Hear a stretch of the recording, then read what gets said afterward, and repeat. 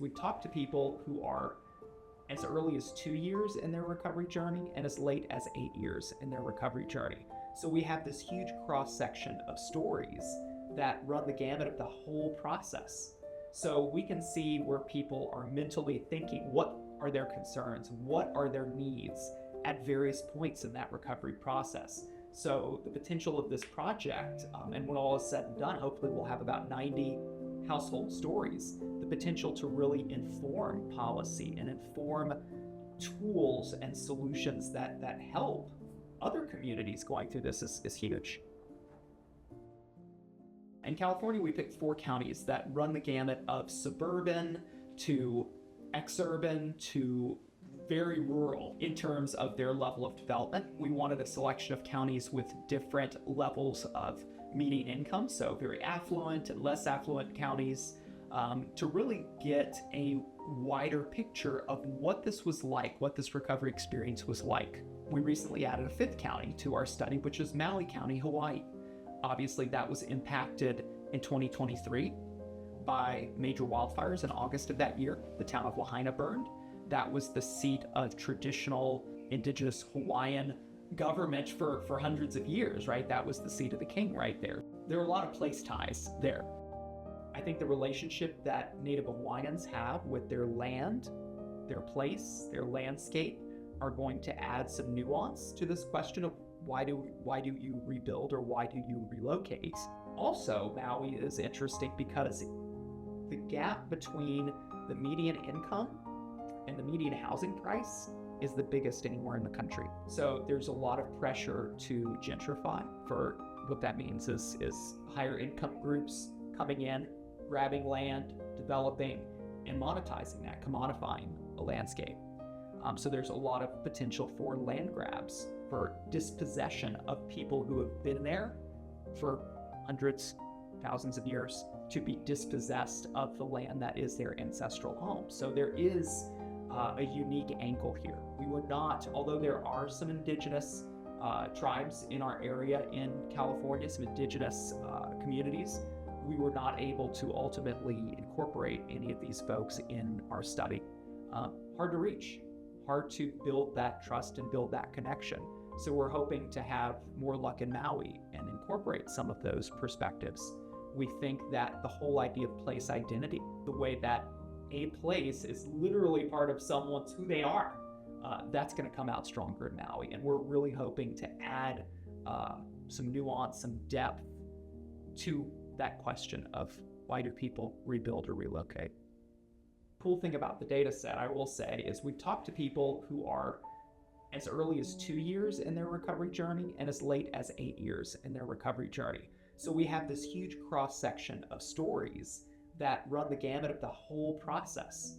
So we can see where people are mentally thinking, what are their concerns? What are their needs at various points in that recovery process? So the potential of this project, and when all is said and done, hopefully we'll have about 90 household stories, the potential to really inform policy and inform tools and solutions that help other communities going through this is huge. So we tend to, as human beings, learn things in the form of stories and transfer knowledge in the form of stories. And both of these methods, photo voice and talk story, rely on stories about our memories. One of my research specialties is the geographies of memory. So I realized that a lot of times when you go to a place, it reminds you of something that happened there. That's what we're trying to capture with photo voice. So photo voice, I liken to adult show and tell. We would ask our participants to bring together some photos. They could be new photos, old photos that show their recovery journey over the last few years since the fire. We also asked them to show us changes in the community and natural environment since the fires. And so it was kind of like a homework assignment where they had to go out and take pictures or find old pictures to help tell their story. And what we found is that the stories are so much richer because folks have thought about it first. And they bring together these photographs that you lay out on the table. And you ask questions like, why do you live where you live? Show me in the photos why you live where you live. and they point to a photo and there's a story behind it. So just the photos on their own wouldn't tell us much, and just the stories on their own might not be quite as rich, but we can see it, and that helps trigger their memories. So that's what Photo Voice is about, is having folks go out and show us. And then the power in that is not only can we see visibly as researchers, but we can also bring those issues shown through the stories and the photos to policymakers. Seeing is believing, the old adage. So it really capitalizes on that idea that there is power, that we can advocate for needs, for deficiencies in the system, for deficiencies in recovery or disparities in recovery, and have something visual to point to and say, see, this is why it matters. This is how it was experienced by someone through their eyes. They're literally the ones pointing the camera, so it is through their eyes, through their lens. So that's Photo Voice. With Talk Story is interesting because it's not typically used as a research method, but Talk Story is a form of conversation in Maui. So we're expanding from our focus on 4 counties in Northern California, looking at housing recovery, to how is this question of whether people rebuild or not, or relocate, how is that maybe different in the context of Maui? And for folks in Maui, Talk Story is a very familiar form of conversation. It's kind of, you get together with your friends and you do Talk Story, you have Talk Story. So you're just exchanging memories. It's a way of transferring knowledge around a community, passing on stories, oral tradition, very strong in Native Hawaiian culture. And it doesn't put the onus on them either to go out and take photos. We found that some people just weren't in the frame of mind to go and take photos, and sometimes that was triggering.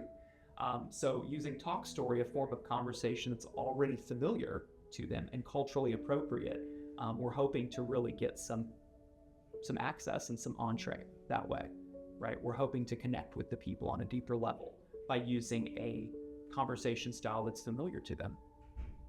All the research we're doing is what I would call participatory action research. So the participants themselves, the residents, made the data. They literally took the photos, told us their stories. We took it back to the shop here, right? We analyzed the data, came back with posters, and so that community share out looked like a gallery walk, kind of like you would look at an art gallery, but it was bringing back to them their photos, their quotes, but organized by themes we saw across communities. And one of the coolest things we heard is when folks, at a town hall would point to a picture and say, oh, wow, that's definitely that. I heard that here in my community.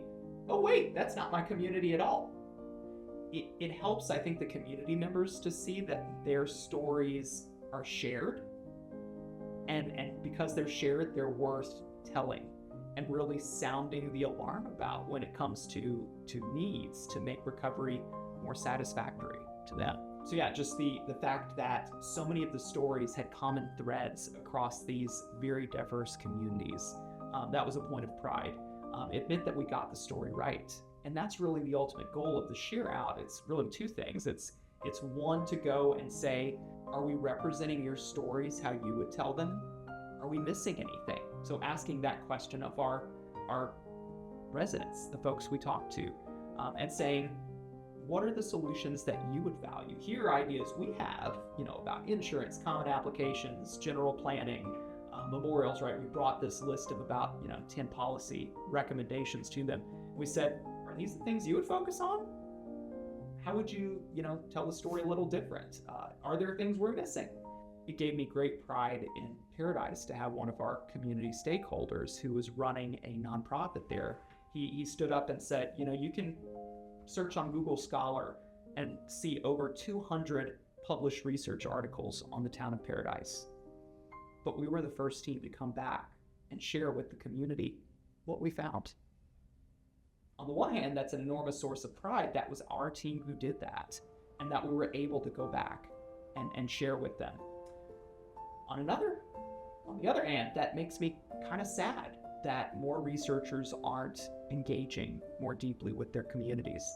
I think one thing in disaster science is this: that there are a lot of people who claim to research disasters and who swoop in after an event and say, oh, nobody's ever thought about researching disasters before. No, we have a field, an interdisciplinary field called disaster science. It's an applied social science. We have geographers and sociologists, anthropologists, community psychologists, and we're all working together to understand these problems of how humans get through these big events, these extreme events. We don't want to be exploitative in what we do. What we do is for the benefit, should be for the benefit of that community we're working with and others who could learn from those insights. So we always want to give back with our research. So that's definitely something that's my North Star. I want to always feel like my research is giving something back to that community, giving something back to other communities who might face these threats in the future, or teaching the next generation of professionals who will be shepherding and hand-holding the next batch of people who are impacted by that next disaster. That's the teaching, bringing it into the classroom. So even though, I can sit down with these people and listen to their story, and that in itself could be a healing experience, a lot of them ask, where does this go? And somehow just saying publish research feels a little shallow, but when I can say, I'm bringing your story to the next generation of the emergency managers because they need to learn from you as a survivor, that gives me great pride.